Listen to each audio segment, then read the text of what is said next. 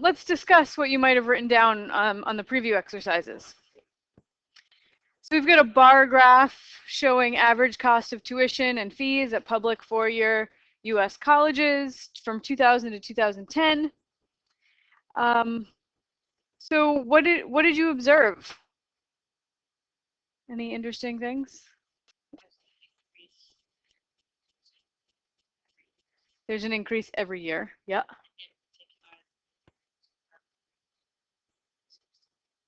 Yeah. Big jumps there. Yeah. Anything else? Yeah.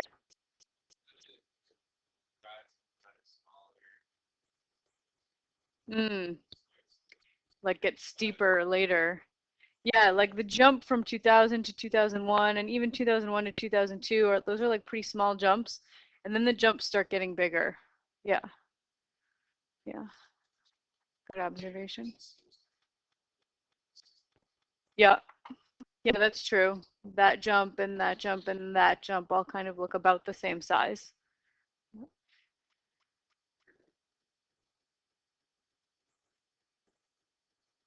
All right, those are some good observations. Did anybody discover what maybe conjecture or already know what that little symbol meant?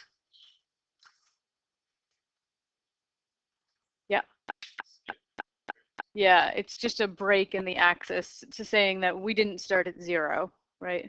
There's a bunch of numbers missing there. So what questions do you have about the average cost of tuition and fees that you might be interested in asking? Why? Sure. Why the jumps? What else?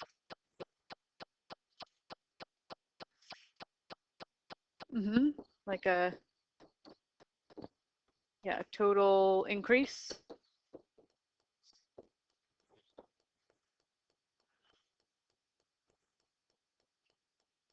Anybody have children? Anybody interested in what it's going to be in the future? Yeah.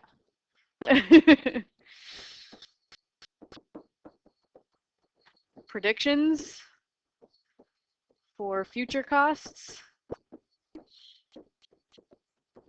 right? So some of these we can answer using a mathematical model, and we're going to talk about mathematical models today. The why we can't really answer using a mathematical equation, but how much and what do we think is going to happen in the future? Those are good questions to answer using a mathematical model.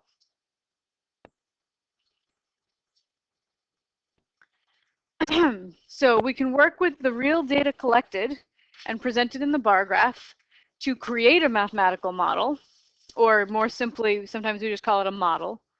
A model is a mathematical representation, like an equation or a formula, of a real-world situation. If we can describe the relationship between two or more quantities, then we can write an equation relating them. This is an important step in problem solving, being able to convert a written or verbal description of a relationship to an equation. So let's use mathematics to answer some questions about the cost of tuition and fees using a model. Okay, so here I'm giving you a formula.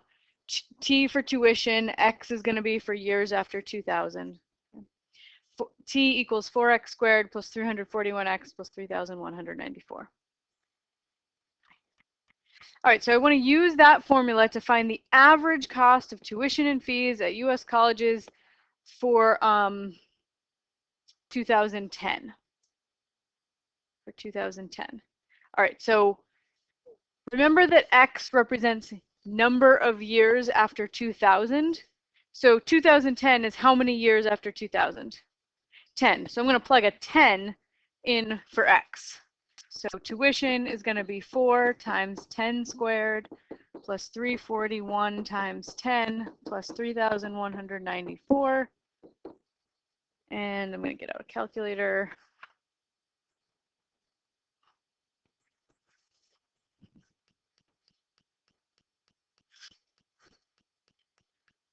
And I'll just type it all in exactly. 4 times 10 squared plus 341 times 10 plus 3,194, and I get $7,004.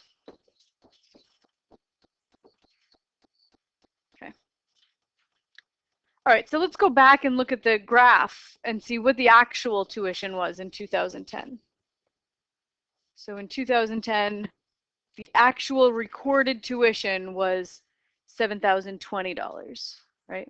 So a model is something that is supposed to come as close as possible to representing the actual data. So 7,004 versus 7,020. Did I overestimate or underestimate? Underestimate. The model underestimated the price by $16.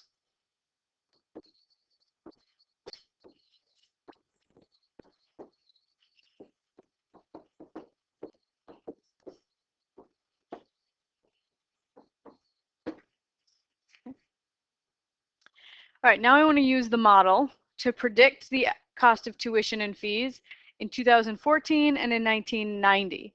These are 2 years that are not in my data set, right? One's in the future, one's in the past, but I don't actually have those numbers.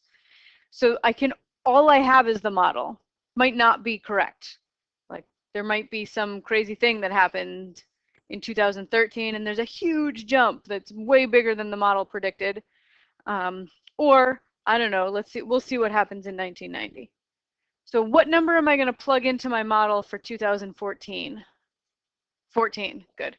So if you happen to have a graphing calculator, you can press second enter and everything you typed in the previous line comes back up and then you can just edit it. So I'm going to change my 10s to 14s.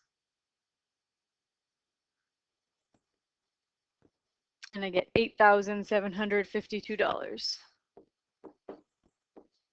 That seems like a reasonable prediction, right? It's higher than 2010, but not like a crazy amount. It's not saying like $1 million, right? So it seems reasonable. What number am I going to plug in for 1990? -10, yeah, because 2000 is year 0. So if we're going to go back 10 years, we're going to put in a -10. All right, so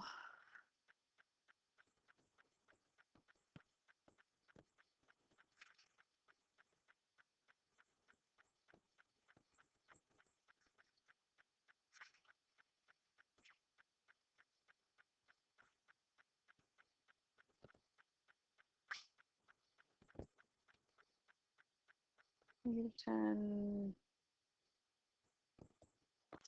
There we go. All right, I think I got everything in there. 4 times -10 squared plus 341 times -10 plus 3,194.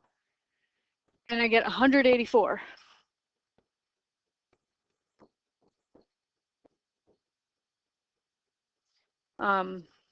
Does the prediction for 1990 seem reasonable? No. I mean, in 2000, tuition was $3,300. Does it seem reasonable that 10 years before that, just 10 years, it was only $182? No, that seems like way too small. Yeah. So that's what we call model breakdown. No, seems too small. Sometimes if a model is extended too far beyond the data that we really actually know, it can lead to estimates and predictions that don't make sense or are totally unreasonable. In these situations, we say that model breakdown has occurred. And it's actually sort of well accepted at this point that the big recession that happened in like 07, 08, that a lot of finance, the big finance companies, they use mathematical models a lot. Like that's how they decide where to put their money, when to take it out. And they were using a model about mortgage payments that they were trying to extend too far beyond their data. Right? So they had made predictions that were unreasonable. And that was a big part of what happened. Much more complicated than that, but it's part of it. So the College Board reports that the average yearly cost for tuition fees and room and board for private schools was $40,000 in 2013, 2014, which was up 14% over the past 5 years. And the average price at public four-year school was $18,000, a 20% 5-year jump. Just a little FYI.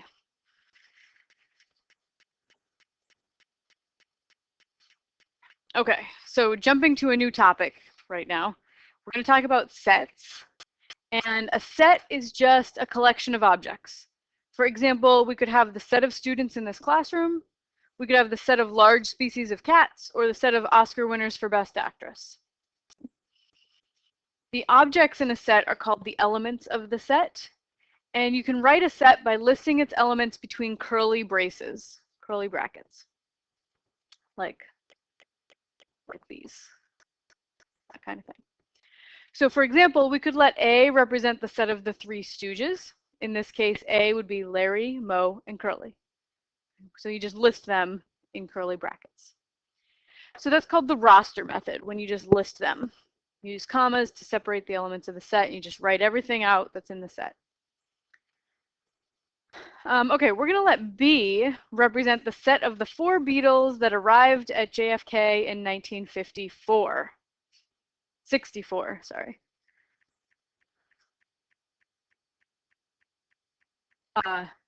Anybody know the names of the 4 Beatles?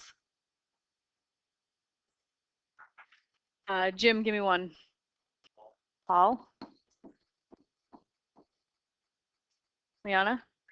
Ringo?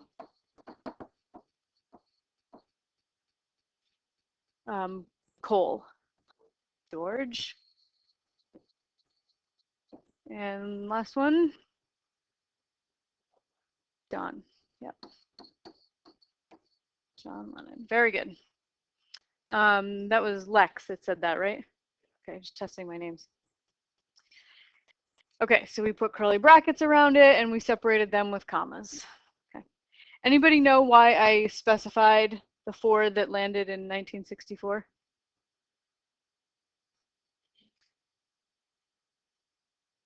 They're not actually the original 4. Yeah, I know.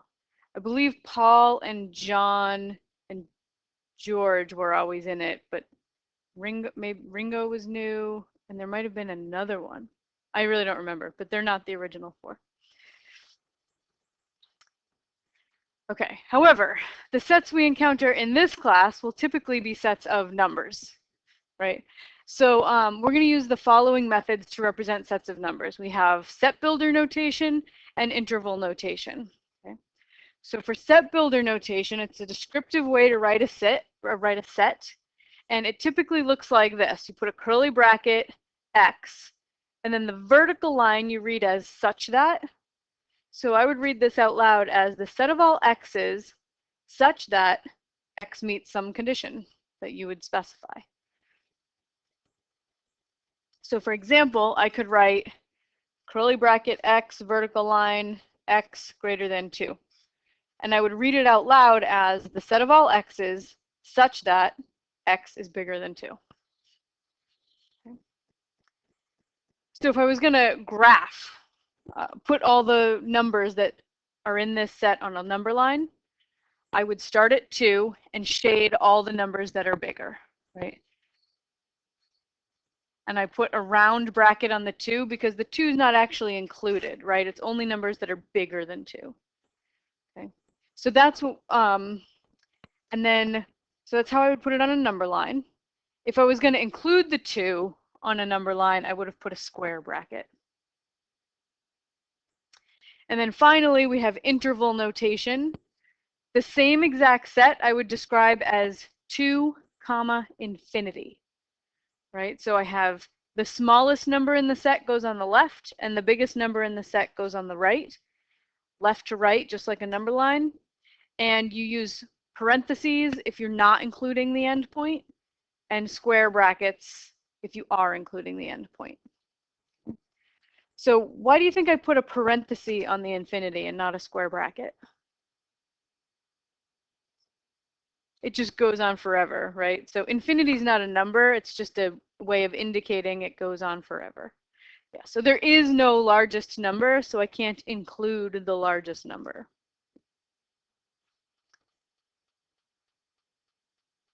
Okay, so I want to represent each of these sets using interval notation. Okay, so this set looks like it starts at -1 and it finishes at 4. So in interval notation, I put the smallest number on the left, comma, the biggest number on the right. I used square brackets on the number line, which means the endpoints are included, and I used square brackets also for the interval.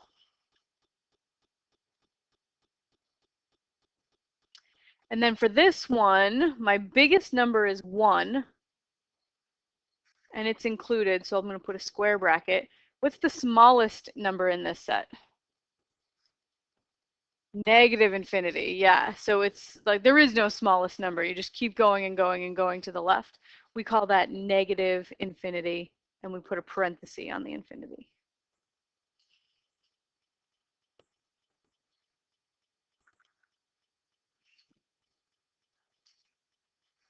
All right. Any questions? Yeah, sure. Yeah. Because in the set that I was describing here, this is the set I gave you. Set of all x's such that x is bigger than 2. Strictly bigger than. If it had said bigger than or equal to, then I would have included the 2. But it's just bigger than. So like 2.000001 is in the set, but 2 is not in the set.